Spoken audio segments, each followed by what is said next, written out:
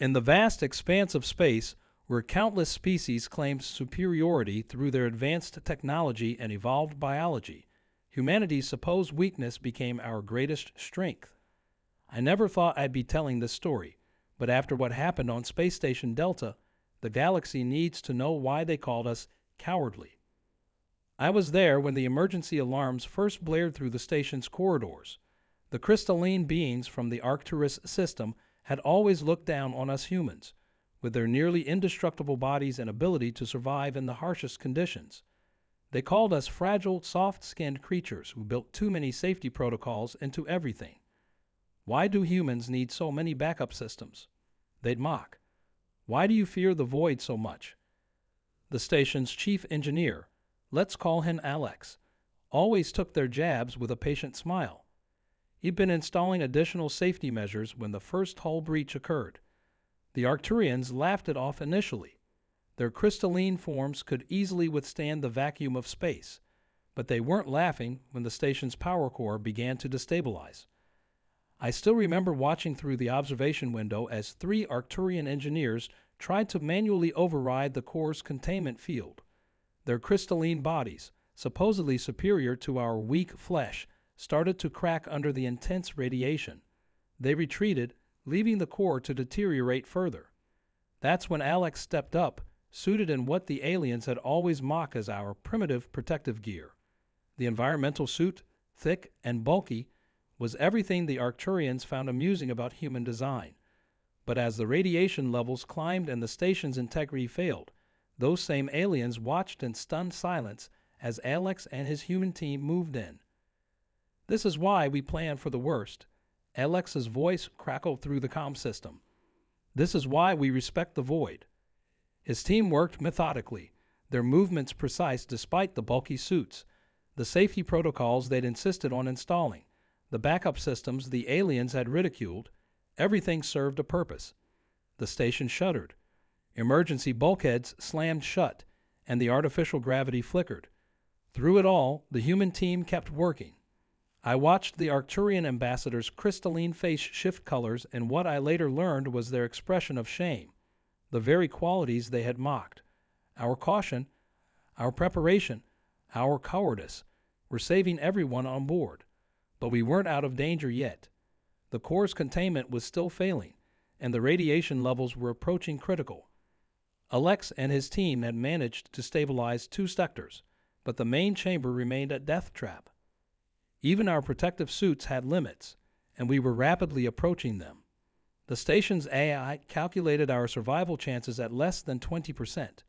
The Arcturians, with all their natural resilience, had already retreated to the evacuation pods. But Alex's voice came through again, steady despite the chaos. We're not done yet. Not while we can still fight. As alerts flashed red and systems failed around us, I realized something profound about humanity. Our greatest strength wasn't in our ability to withstand danger. It was in our capacity to respect it, prepare for it, and face it anyway. The story of what happened next would change how the galaxy viewed humans forever. The emergency lights cast everything in a crimson glow as Alex's team prepared for their final attempt to save the station. The Arcturians watched from their safe distance, finally understanding that true courage isn't about being unafraid. It's about being afraid and acting anyway. And as I stood there, recording what might have been humanity's finest hour or our last stand, I knew one thing for certain. Being called cowardly by those who had never truly faced their own mortality was no insult at all. The next few moments would be forever etched in my memory. Through the reinforced viewport, I watched Alex's team split into 2 groups. They had to work fast. Our sensors showed the radiation was eating through even the heaviest shielding. The station's superstructure groaned under the mounting pressure, a sound that made my skin crawl. Team 2, begin emergency venting sequence in sectors 7 through 9. Alex commanded through the static-filled comm.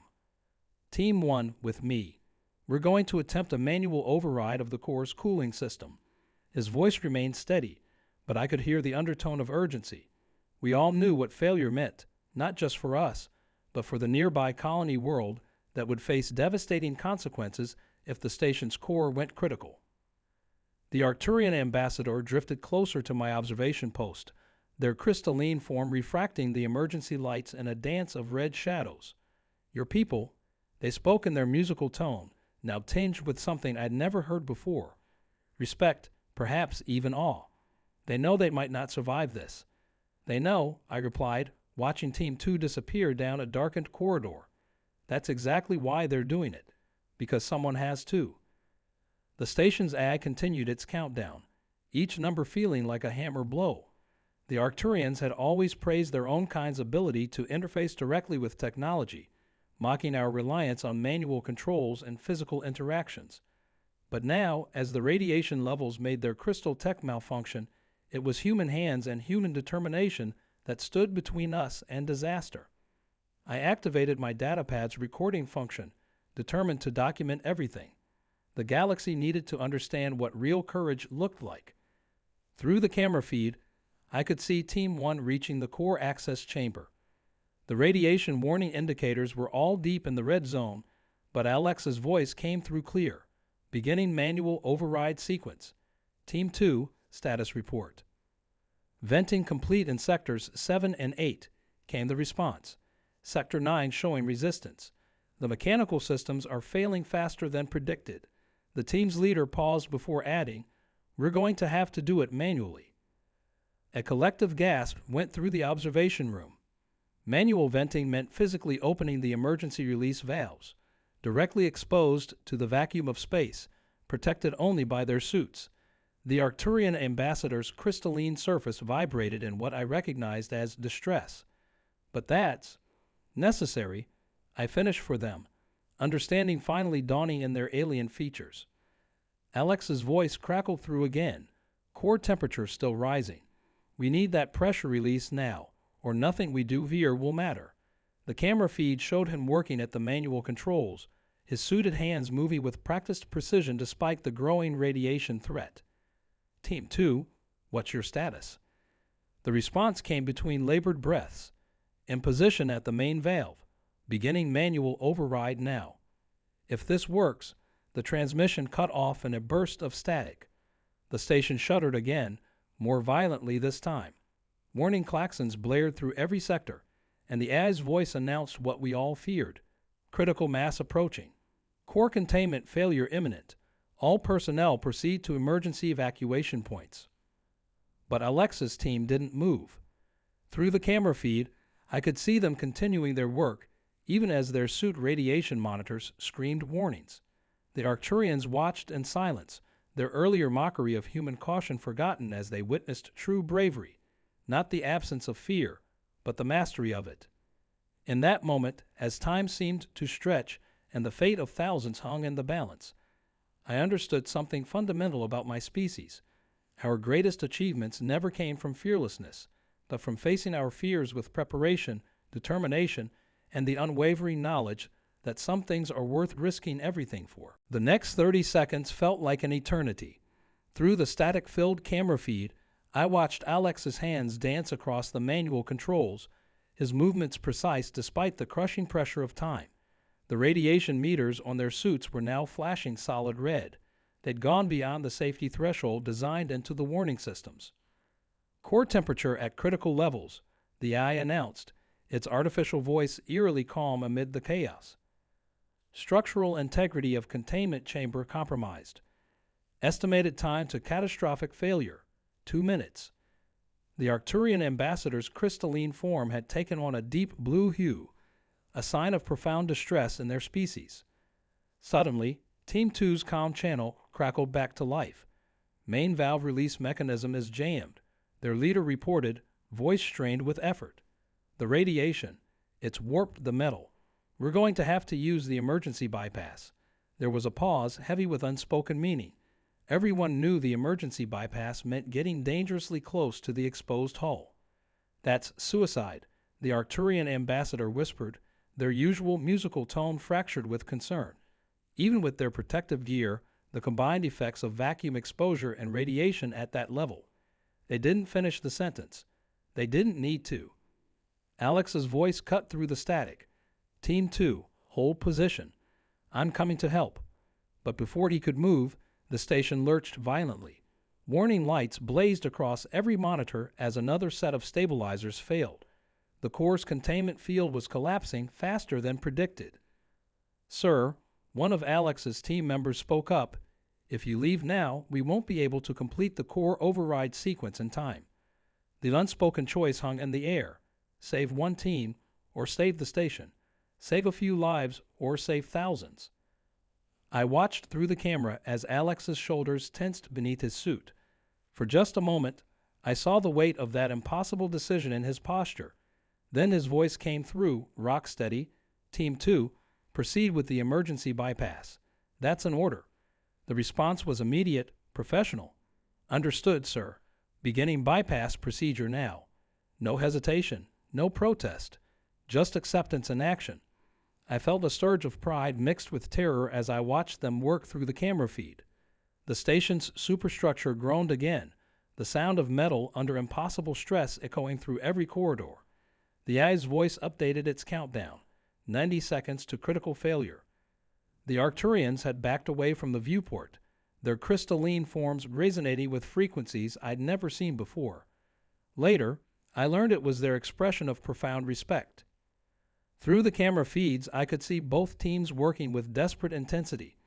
Alexa's team at the core, their suits now showing signs of radiation damage, kept working on the override sequence. Team 2 had reached the emergency bypass panel, their movements careful but quick as they prepared to expose themselves to the vacuum of space. "Core temperature still rising," Alex reported, his voice tight with concentration. "Team 2, we need that pressure release now. Whatever it takes." The unspoken words hung in the air. They all knew what "whatever it takes" might mean. The station shuddered again, more violently this time. Warning systems I didn't even know existed began screaming alerts. The AI's voice, for the first time, showed signs of stress in its vocal algorithms. "Warning: containment failure imminent. Emergency protocols insufficient. Evacuate immediately." But nobody moved toward the escape pods. Instead, I watched through tears as Team 2 positioned themselves at the bypass valve, while Alex's team continued their desperate work at the core. The Arcturian ambassador turned to me, their crystalline surface pulsing with rapid color changes. "Why?" they asked simply. "Why do they stay when they could save themselves?" Before I could answer, Team 2's leader's voice came through the comm, clear and determined. "Beginning emergency bypass sequence. No matter what happens next. It's been an honor." The camera feed showed them reaching for the manual release, even as their suit alarms screamed warnings about the failing integrity of their protective gear. The station's lights flickered, and for a moment, everything hung in perfect, terrible balance. What happened next would change the galaxy's understanding of humanity forever. As Team 2 engaged the emergency bypass, a new alarm pierced through the cacophony of warnings. The station's AI voice cut through with an urgency I'd never heard from a synthetic system. "Warning: quantum fluctuation detected in core chamber. Standard containment protocols will be insufficient." The Arcturian ambassador's crystalline form pulsed with a deep crimson, a color I'd never seen them display before. "By the eternal stars," they whispered, their usual musical tone cracking. "The core isn't just going critical. It's creating a cascade effect through subspace." Through the camera feed, I saw Alex freeze for a split second, his hands hovering over the controls. The implications were clear. If the core's quantum structure collapsed, it wouldn't just destroy the station. The resulting subspace tear could potentially swallow the entire system. "Team 2, hold position." Alex's voice carried an edge of desperation. "The bypass alone won't be enough. We need to." His voice cut off as another violent shudder rocked the station. Through the viewport, I watched in horror as sections of the outer hull began to buckle under the quantum stress. Then something impossible happened. The Arcturian ambassador moved forward, their crystalline form glowing with increasing intensity. "Your team at the bypass." They spoke rapidly. "They cannot survive the radiation levels required to complete the sequence. But I can." Their surface began to fracture slightly, webs of light dancing through their crystalline body. "The quantum cascade will shatter your form," Alex responded through the comm. "Even your species' resilience has limits." But we all heard the hope in his voice. a chance, however slim, to save not just the station but an entire system. The ambassador's response was firm. You humans have shown us the true meaning of courage. Let us show you that we can learn. Without waiting for approval, they moved toward the airlock, their crystalline body already adapting to channel the intense radiation. 60 seconds to quantum cascade initiation, the AI announced. The camera feeds showed Team 2 pulling back from the bypass valve as the Arcturian ambassador approached. Through their suited helmets, I could see the mix of awe and determination on their faces. Alex's voice crackled through. Team 2, coordinate with the ambassador. We'll synchronize the bypass with our override sequence. If we time this perfectly. He didn't finish the sentence. He didn't need to. We all understood. This was our last shot, our only shot. The Arcturian's crystalline surface began to splinter as they positioned themselves at the bypass valve. The radiation levels were now so high that the monitoring systems had simply stopped registering readings. Through the observation window, I could see streams of energy beginning to dance around the station's hull, the quantum cascade beginning to manifest in visible space. 30 seconds, the AI updated. The ambassador's form was now a blaze of light, their crystalline structure channeling radiation in ways their species had never attempted before. Team 2 stood ready, their suits' integrity failing, but their resolve unshaken. Alex's voice cut through one final time. Everyone in position. On my mark, we execute everything simultaneously. If we fail, he paused, and for the first time, I heard a tremor in his voice. If we fail, I want the galaxy to remember that when it mattered most, all species stood together. The station groaned, metal and energy straining against the laws of physics themselves. The quantum cascade was beginning to tear at the fabric of space around us. Through the camera feeds, I watched both human teams and the Arcturian ambassador poised for action, ready to attempt something that had never been done before, something that might cost them everything. The AI's voice began the final countdown. Quantum cascade imminent. 10 seconds to point of no return. The emergency lights cast everything in a surreal glow as we stood on the brink of either salvation or annihilation. What happened in the next few moments would either be a testament to the power of unity in the face of destruction or our final act in a universe about to be torn apart. Execute now. LX's command cut through the chaos like a blade. In that instant, multiple actions synchronized with breathtaking precision. Team 1 engaged the core override, while Team 2 and the Arcturian ambassador activated the emergency bypass. The station shuddered violently as vacuum met quantum instability. The ambassador's crystalline form blazed like a small sun, absorbing radiation levels that would have vaporized any human instantly. Through the camera feed, I watched their body fracture and reform repeatedly, each cycle channeling more energy away from the core. They were doing something unprecedented, using their crystalline structure not just as a shield, but as a conduit. Core temperature dropping. Alex's voice carried a note of desperate hope. The bypass is working, but he cut off as a new alarm blared. The quantum cascade had begun to fold back on itself, creating a feedback loop none of our simulations had predicted. The ambassador's form flickered, their glow pulsing erratically. The radiation, they spoke, their usually musical voice distorted by strain. It's not just damaging the crystal structure, it's changing it. I can feel. Their voice trailed off as their entire form began to emanate patterns of light I'd never seen before. Then something extraordinary happened. The quantum cascade, instead of tearing the station apart, began to synchronize with the ambassador's crystalline resonance. The energy patterns flowing through their form matched the cascade's frequency perfectly, something that should have been physically impossible. It's working.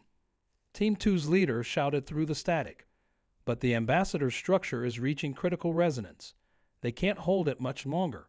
The camera showed their crystalline form vibrating so intensely it was becoming transparent in places. Alex's voice cut through. Ambassador, you need to pull back. Your form is about to shatter. But the Arcturian held their position, their voice coming through in fragments.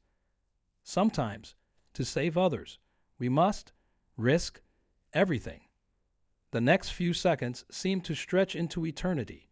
The ambassador's form began to glow with an intensity that overwhelmed the camera sensors.